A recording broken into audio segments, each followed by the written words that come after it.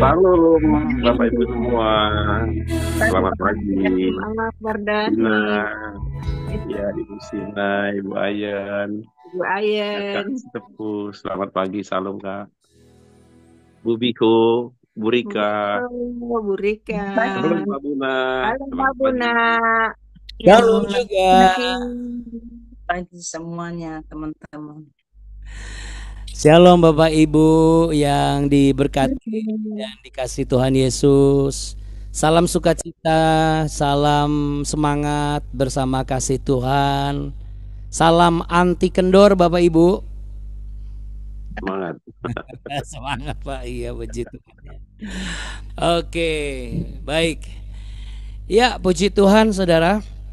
Hari ini kita masih diberikan anugerah Tuhan yang luar biasa. Kita masih diberi kekuatan, baik kekuatan pikiran ya, kekuatan perasaan dan kehendak. Itu semua oleh karena kasih kemurahan dan kasih setia Tuhan yang nyata di dalam kehidupan kita. Saya percaya bahwa ini semua boleh ada karena yang boleh melihat ada orang-orang yang setia dan mau belajar taat dengan cara yang benar dan motivasi yang benar, sehingga orang-orang yang mencari wajah Tuhan dengan sungguh-sungguh akan mengalami pemulihan. Yang setuju katakan amin. Amin. Tepuk tangan dulu yuk buat Allah kita yang heran dan luar biasa. Allah kita yang apa Bapak Ibu? Mana jempolnya dulu? Iya, Allah yang apa? Baik. baik. Selamat Selamat baik. Selalu Selalu baik. Selamanya Selamanya baik. namanya Yesus Kristus Tuhan. Nah, puji Tuhan.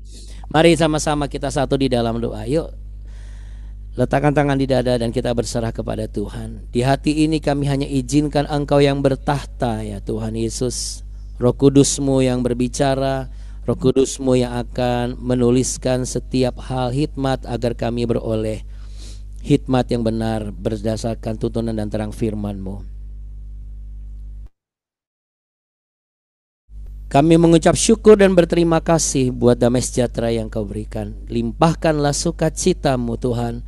Biarlah kami melihat kebaikan-Mu hari ini, sebagaimana kami merasakan kebaikan-Mu yang kemarin. Bapa kami yang ada di dalam sorga, dikuduskanlah nama-Mu, datanglah kerajaan-Mu, dan jadilah kehendak-Mu di bumi seperti di surga.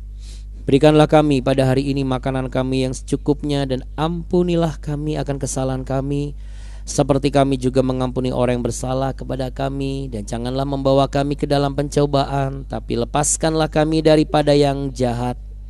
Karena Engkaulah yang punya kerajaan dan kuasa dan kemuliaan kekal sampai selama-lamanya. Hanya di dalam berkat nama Yesus Kristus Tuhan Juru Selamat kami yang hidup, kami percaya. Haleluya, amin. Amin, puji Tuhan. Baik Bapak Ibu dan saudara terkasih, kita sama-sama menaikkan sebuah pujian yang pasti akan memberkati kita semua tentunya. Karena setiap pujian yang dinyanyikan dari dasar hati yang mengasihi Tuhan, saya yakin dan percaya itu akan menghadirkan kuasa mujizat yang nyata bagi yang menaikkan pujian itu dengan sungguh-sungguh.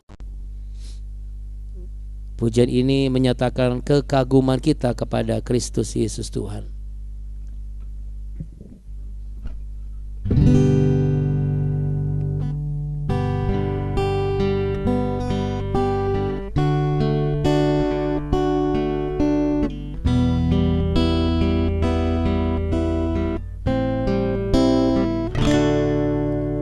Belum pernah ada kasih di dunia sanggup menerima diriku apa adanya, selain kasih-Mu Yesus.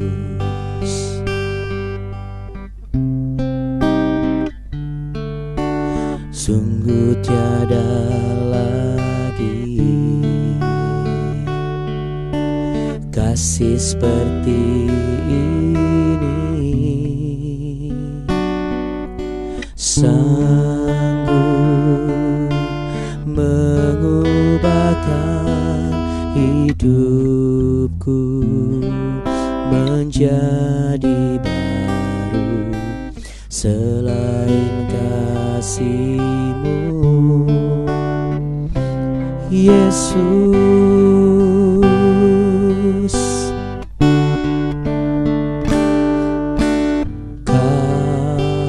ku kagumi dalam hati, kasih-Mu tiada duanya. Sampai kini ku akui, kasih-Mu tiada duanya.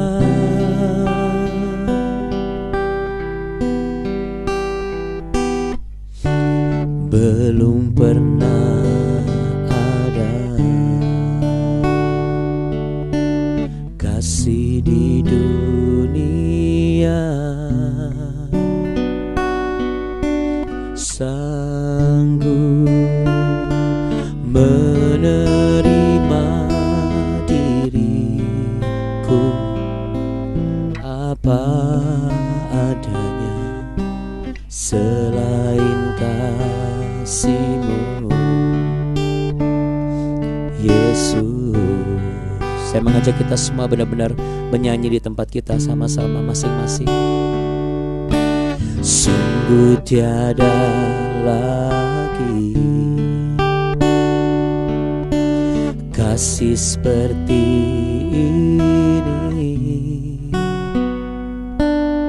sanggup mengubahkan hidupku menjadi baru. Selain kasih-Mu, Yesus,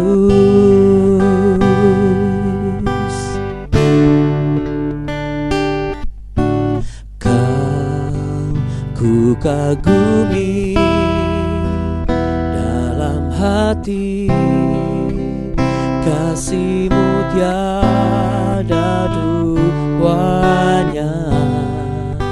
Sampai kini ku akui, kasih-Mu tiada duanya. Ku kagumi dalam hati, kasih-Mu tiada duanya. Sampai kini ku akui, kasih-Mu tiada duanya.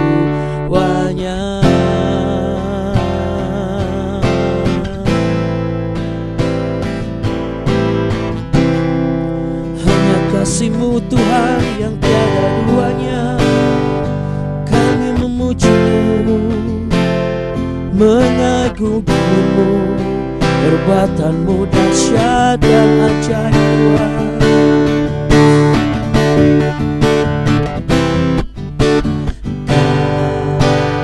Ku kagumi dalam hati, kasih-Mu tiada duanya. Sampai kini ku akui, kasih-Mu tiada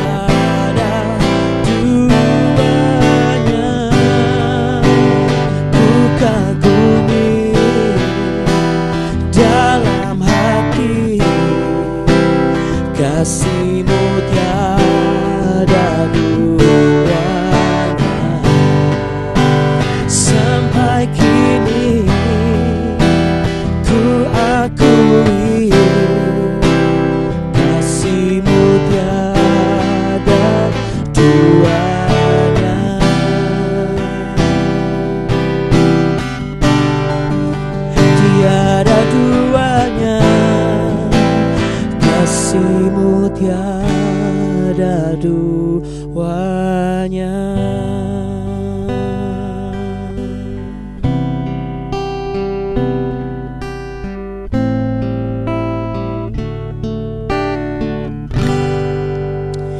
Yang sepakat sama-sama katakan amin, dan kita beri tepuk tangan untuk pribadi yang kita kagumi, yaitu Yesus Kristus Tuhan.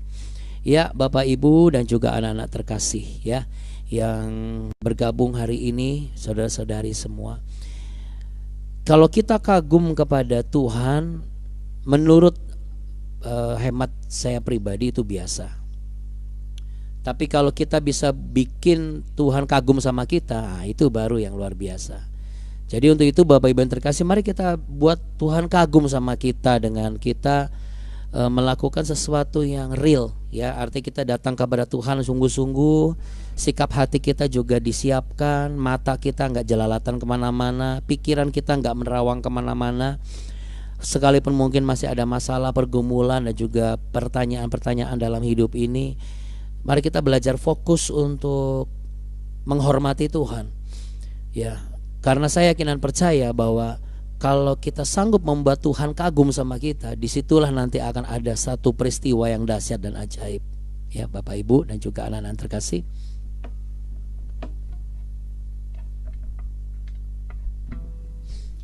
Untuk itu Abuna selalu mengajar dan mengajak setiap kita datang kepada Tuhan dengan berjubahkan kekudusan ya, pujian penyembahan yang terbaik.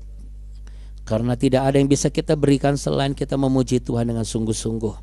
Nah, Bapak Ibu dan juga anak-anak yang dikasihi Tuhan Yesus Kristus, kita akan lanjutkan dan selesaikan perenungan kita. Setelah kemarin kita belajar bagaimana setiap orang yang rela ya berkorban, dan pengorbanan yang dia kerjakan itu berdasarkan ketaatan dari sikap merendahkan diri dan respon yang cepat dan sigap.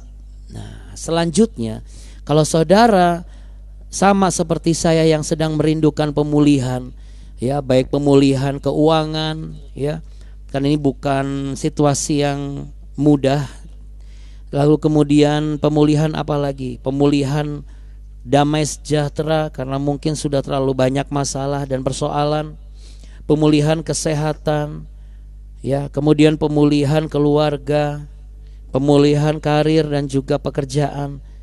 Apa yang harus kita lakukan supaya kita mengalami pemulihan yang sempurna?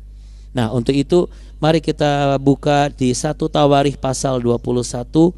Kita mau baca mulai dari kali ini dari ayat yang ke 24.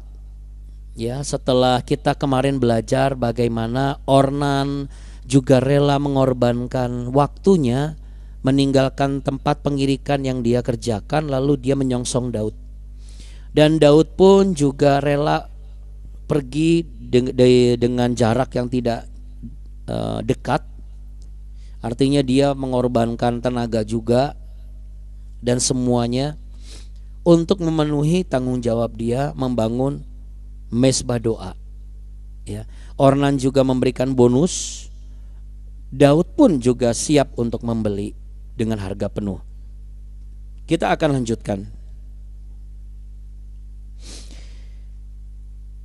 Tetapi berkatalah Raja Daud kepada Ornan. Dari ayat 23 aja deh ya. 1 Tawarikh 21 ayat 23 supaya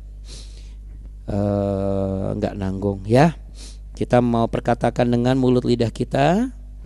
Mari worshipers, kita sama-sama perkatakan. Jawab Ornan kepada Daud, ambillah dan baiklah tuanku raja melakukan apa yang dipandangnya baik. Lihatlah, aku berikan lembu ini untuk korban bakaran, dan eretan-eretan pengirik ini untuk kayu bakar, dan gandum untuk korban sajian. Semuanya itu kuberikan. Tetapi berkatalah Raja Daud kepada Ornan, bukan begitu, melainkan aku mau membelinya dengan harga penuh, sebab aku tidak mau mengambil milikmu untuk Tuhan, dan tidak mau mempersembahkan korban bakaran dengan tidak membayar apa-apa. Maka Daud memberikan kepada Ornan sebagai bayaran tempat itu emas seberat 600 sikal. Lalu Daud memberikan di sana mesbah bagi Tuhan, mempersembahkan korban bakaran dan korban keselamatan, dan memanggil Tuhan.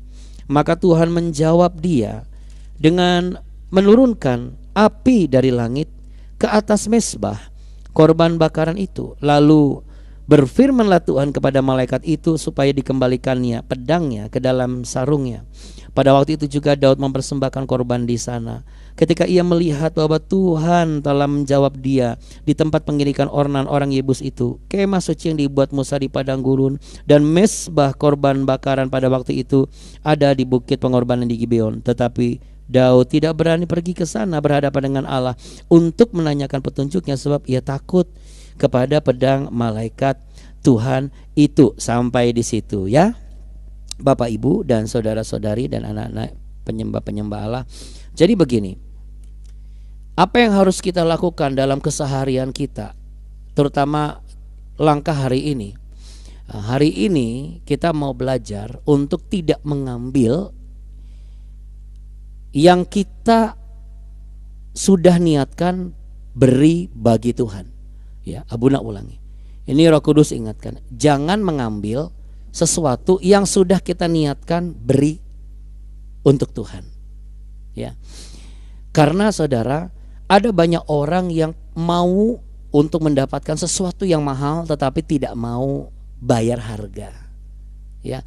Dan di sini Daud siap membayar harga penuh untuk tempat itu, supaya ketika dia mempersembahkan korban kepada Tuhan, dia bisa persembahkan dengan sebuah pengorbanan dan persembahan yang terbaik. Ya mungkin dikatakan, oh mungkin Daud tidak mau membuat dirinya seperti berhutang sama Tuhan gitu Abuna. Sebenarnya bukan masalah berhutang atau tidak, tetapi perilaku manusia terkadang Bapak Ibu itu seringkali sulit untuk jujur. Seharusnya ini buat Tuhan, tetapi ya mau dikata ini sekarang kepake dulu lah misalnya gitu. Nah itu kalau gitu bagaimana Abuna? Ya saya nggak bisa bicara banyak ya, karena saya pun juga pernah kok menghadapi situasi seperti itu. Saya ingat waktu itu Alden masih kecil. Ya Kak Alden itu masih usia 1 tahun ya kalau nggak salah. Apa belum 1 tahun ya? Ya pokoknya masih gemuk-gemuk dan montok-montoknya lah gitu ya, masih lucu-lucu banget. Keadaan kami waktu itu singkat cerita adalah dihadapkan dengan 2 hal. Sisa uang itu apakah untuk makan, ada mobil tetapi nggak bisa buat beli bensin, atau untuk taburan yang sudah kami sepakati waktu itu. Waktu itu kami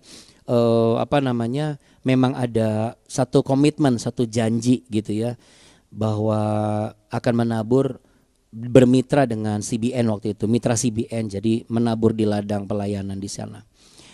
Nah pada waktu itu saya hanya memuji Tuhan dan menaikkan ujilah aku Tuhan. Lalu kemudian istri saya nyapu-nyapu. Tapi intinya saya berdoa, istri saya berdoa, dan kami ketemu di satu kesepakatan. Ya, sepakatnya apa? Apa yang seharusnya diberikan untuk Tuhan dan menjadi bagian dari perjanjian kami dalam taburan, ini yang harus kita prioritaskan. Mungkin untuk pemikiran manusia bodoh. Gimana sih? Masa nggak mikir kebutuhan susu buat anak? Ya. Tapi saudara, yang kami alami di balik itu ada pemulihan. Nggak pakai lama. Tuhan pulihkan pekerjaan saya waktu itu. Tuhan berikan saya pekerjaan, dipercaya sebagai host representatif salah satu produk otomotif. Ya. Jadi pelan namun pasti Tuhan tuh pulihkan semuanya. Ya. Jadi seperti yang Abuna bilang kemarin, kehidupan kita itu walaupun sudah baik-baik, itu tidak akan baik-baik terus gitu. Ada masa-masa di mana bukan Tuhan suka menguji umatnya. Ya, tetapi kita juga sebagai manusia kan kita bisa mempelajari impresi perasaan Tuhan seperti apa. Bagaimana kita memperlakukan dalam takaran normal ya, baik gitu. Kemudian mau lihat nih seperti apa. Ya demikian juga Tuhan.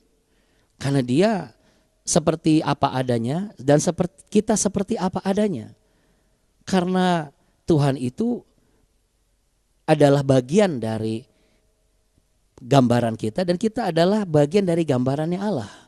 Nanti kalau kita sudah bersama-sama berkumpul dalam tubuh kemuliaan, kita segaban dan serupa dengan Kristus. Disitulah nanti kita baru mengerti secara 100%, oh benar yang difirmankan Tuhan.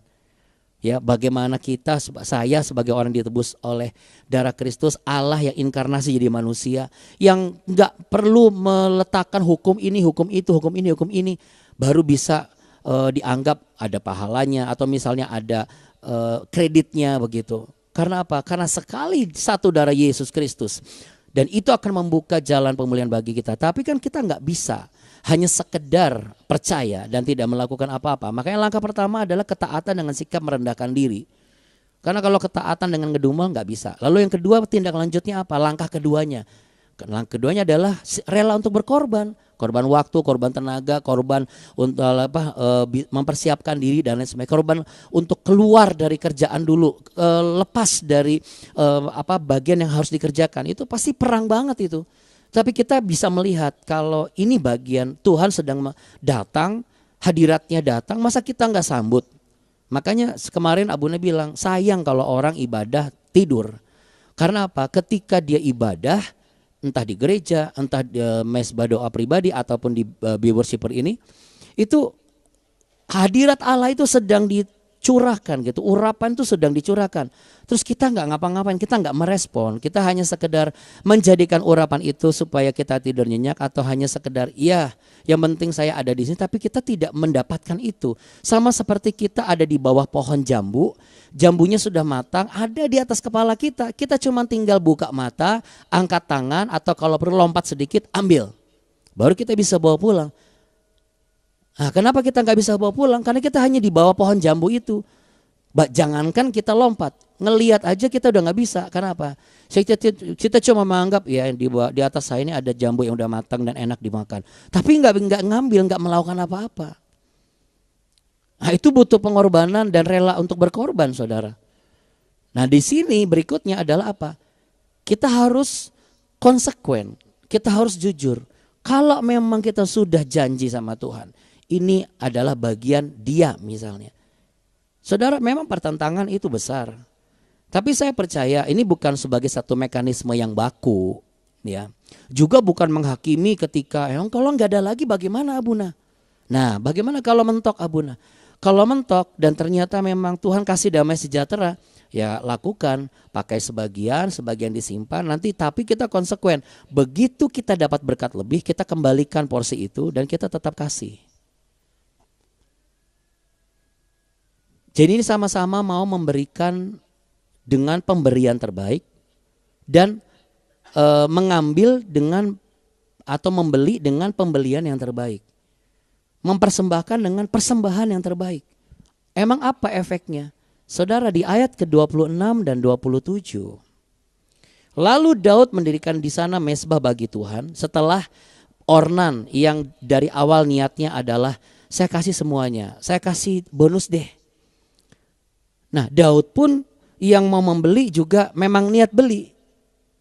Karena apa? Karena dia melihat bahwa ini bagian yang memang harus dibeli secara penuh. Ini juga tidak bisa menjadi sebuah patokan secara baku. Ya, tetapi konteks yang saya sampaikan dan yang Roh Kudus ajarkan adalah begini. Kalau memang sesuatu yang kamu beli dengan harga penuh niatnya, ketika misalnya orang ya udah nggak apa-apalah setengah harga aja. Kita sebagai manusia pasti akan gini, ya udah setengah harga aja kalau gitu. Nah, itu privilege. Tapi kalau memang dari awal Tuhan sudah ngomong, Tuhan sudah sediakan berkatnya nih. Lain cerita kalau misalnya kita berkatnya pas-pasan banget, kita butuh sesuatu. Lalu Tuhan beri belas kasihan kepada orang itu, kasih diskon 50%. Nah, itu privilege. Tapi kalau Tuhan sudah sediakan semua, nggak pas-pasan, lebih malah. Kita datang ke orangnya belum apa-apa, kita sudah ngomong, ayolah kamu kan saudara saya atau kamu kan teman saya nih misalnya. Kasihlah diskon 70%. Nah, saudara, ini yang menurut ajaran firman Tuhan tidak diajarkan. Makanya kalau kita meminjamkan uang pun kita tidak boleh mengambil riba. Itu karena apa? Jangankan ngambil riba ketika dari uang yang kita pinjamkan. Untuk kita membeli barang orang saja, kalau memang kita masih mampu beli dengan harga penuh, belilah dengan harga penuh, saudara. Ini bukan hukum jual beli. Tapi ini adalah sikap. Bagaimana kita sanggup taat sepenuhnya. Ini langkah yang ditindaklanjuti berikutnya. Seperti yang saya sampaikan kemarin, kalau kita melangkah terus, kita sampai di tujuan yang kita doakan nih. Tapi kalau kita berhenti, ya udah. Jangan salahkan Tuhan. Kenapa Tuhan kok nggak jawab?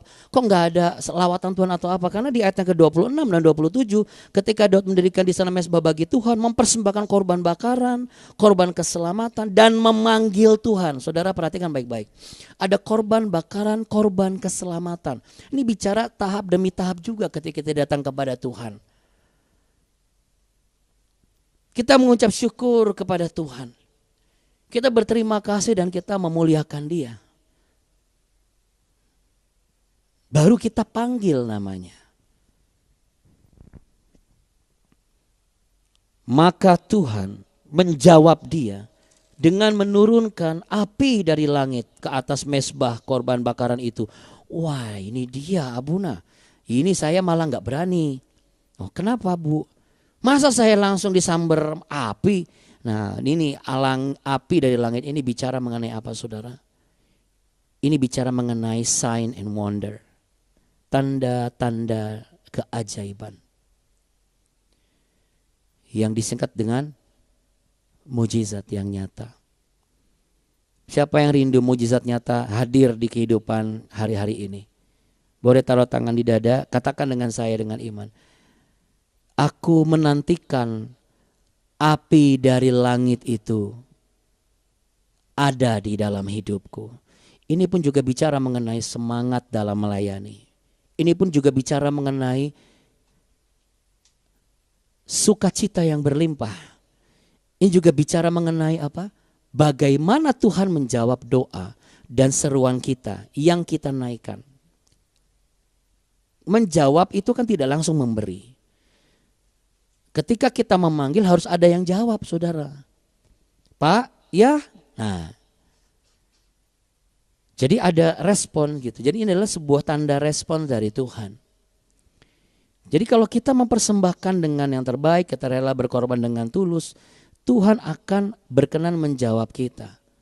Tapi itu api dari langit itu bagaimana ceritanya, Abuna? Saya nggak masuk akal. Oke, kalau kita masukkan ke dalam logika manusia yang bisa kita terima dan kita rasakan, kita terapkan dan kita akui, api dari langit itu bicara mengenai kasih karunia Allah yang diturunkan dari kerajaannya. Dan kasih karunia Allah itulah yang akan membuka semakin lebarnya terjadi pemulihan. Yang setuju katakan amin. Yang mengerti katakan yes. Kita beri tepuk tangan untuk Allah kita yang heran. Seperti yang saya bilang, kalau ada orang tua yang rindu anak-anaknya bertobat, gak bisa orang tuanya doang yang berdoa. Kita pun juga harus meminta kepadanya. Ayo doa sama-sama. Gak bisa kita hanya mendoakan tapi kita gak melibatkan orangnya. Karena kalau kita nggak melibatkan berarti kita hanya berdiri di satu posisi. Langkah berikutnya ketika Roh Kudus berkata, ajak anaknya, ajak orangnya. Tapi kita gini, aduh jangan deh. Ini sama dengan apa? Harga yang penuh itu adalah ajak orangnya, temuin dengan hadirat Tuhan. Perkenalkan dengan hamba Tuhannya. Ajak nyanyi sama-sama, dengar firman Tuhannya sama-sama. Jadi kita nggak bisa nih mendoakan nih contoh ya. Doakan suami saya, doakan anak saya, doakan istri saya. Kalau cuma sekedar lewat, lalu kemudian kita tidak punya effort sama sekali untuk mengajaknya. Ya jangan salahkan Tuhan kalau belum ada langit, belum ada api yang turun dari langit. Kalau memang Roh Kudus letakkan di sini, ajak orangnya. Berarti itu harga penuh. Berarti Tuhan sedang menginginkan mezbah doa yang kau dirikan selama ini aku sudah tahu. Mezbah doa berikutnya kamu harus ajak orangnya. Gak ada tawar-menawar, sama seperti Daud ke tempatnya Ornan. Dan Ornan pun ketika didatangi oleh Daud, dia langsung terima. Nah jadi perhatikan baik-baik, di sini tidak ada unsur paksaan. Sampai kapan kita ngajak terus? Sampai Ornan itu, orang yang kita mau doakan dan kita inginkan bertobat itu, keluar dari pengirikannya. Pengirikan ini bicara mengenai kehidupan yang lama. Pengirikan ini bicara mengenai keterikatan kepada pengertian yang salah. Jadi begitu dia akhirnya, ya udah deh ngajak terus bangun pagi, emang ada apa sih misalnya gitu ya. Mungkin kesel. Dan biasanya iblis langsung ngomong, ngajak kok sampai orangnya kesel, nggak jadi berkat. Percaya Bapak Ibu, tidak pernah ada seorang pun manusia yang datang kepada Tuhan itu tidak diberkati. Justru intimidasi iblis itu yang membuat kita, supaya mencegah kita membawa jiwa itu datang kepada Tuhan. Sekalipun ngedumel, biarin aja. Nanti kalau dia sudah dapat api dari Tuhan, saya yakin hati yang ngedumel itu akan dihancurkan. Sehingga dia boleh menyadari, iya ya. Ketika api itu dicurahkan, kasih karunia Allah itu dinyatakan, dan dia bisa menerima dan melihat, wah, selama ini saya ditolong oleh karena kasih karunia Tuhan. Saudara, saya yakin pemulihan itu pasti terjadi. Mari pejamkan mata saudara, letakkan tangan di dada.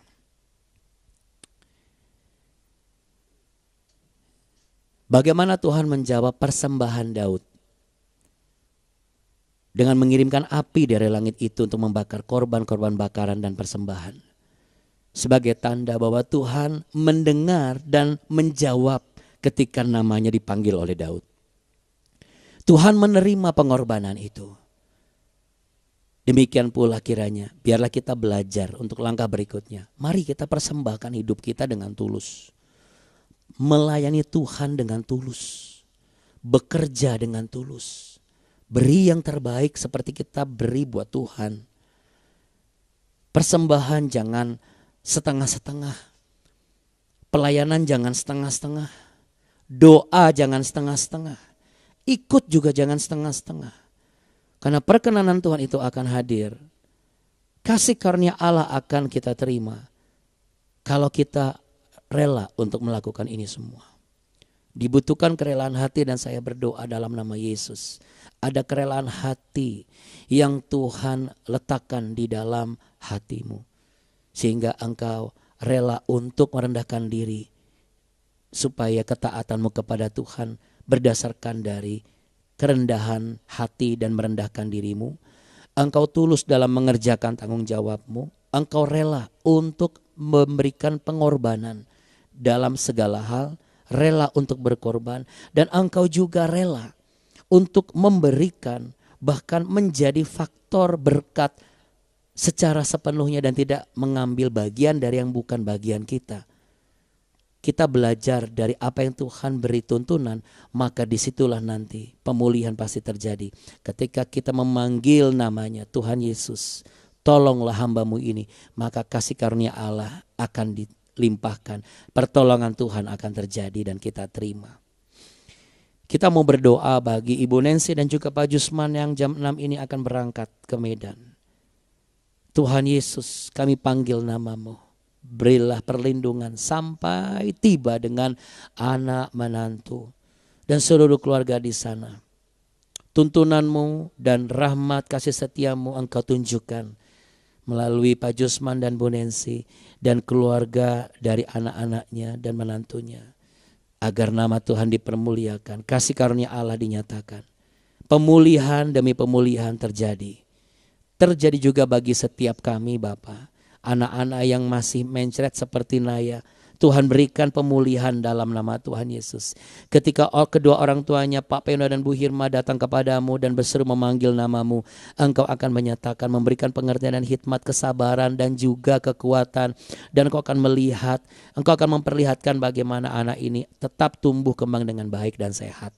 Juga berlaku bagi anak-anak yang lain yang mungkin masih dalam keadaan kurang sehat. Tuhan berkati. Tuhan berikan juga Tuhan pemulihan bagi setiap rumah tangga yang masih dalam pergumulan supaya suaminya bertobat. Yang masih dalam pergumulan supaya istrinya kembali. Yang masih dalam pergumulan supaya anak-anak itu bisa hidup dengan rasa penuh hormat takut akan Tuhan. Tidak henti-hentinya kami berdoa dan percaya Tuhan akan mendengar seruan kami. Tuhan akan berikan pemulihan bagi setiap buah kandungan yang tertutup. Tuhan akan buka karir, pekerjaan, pelayanan. Satu demi satu Tuhan akan buka pintu-pintu yang tertutup itu. Dan kami percaya tidak ada satu cara iblis yang sanggup mengacau balaukan rencana Tuhan dalam kehidupan kami. Kami buka tangan kami percaya. Hari ini Engkau tetap memberkati kami. Kiranya sekarang Engkau berkenan memberkati keluarga besar hamba-Mu ini. Keluarga besar Be Worshipper ini dimanapun kami berada. Supaya tetap ada di hadapan-Mu untuk selama-lamanya. Sebab apa yang Kau berkati ya Tuhan, diberkati untuk selama-lamanya. Tuhan memberkati Engkau, Tuhan melindungi Engkau, Tuhan menyinari Engkau dengan wajah-Nya dan memberi Engkau kasih karunia. Tuhan menghadapkan wajah-Nya kepadamu. Terimalah berkat damai sejahtera cinta kasih Allah. Terimalah kasih karunia-Nya. Terimalah api dari langit itu. Dan terimalah pertolongan Tuhan dan pemulihan itu. Dalam nama Tuhan Yesus Kristus yang percaya dan mengerti dan mau melakukan. Sama-sama katakan amin.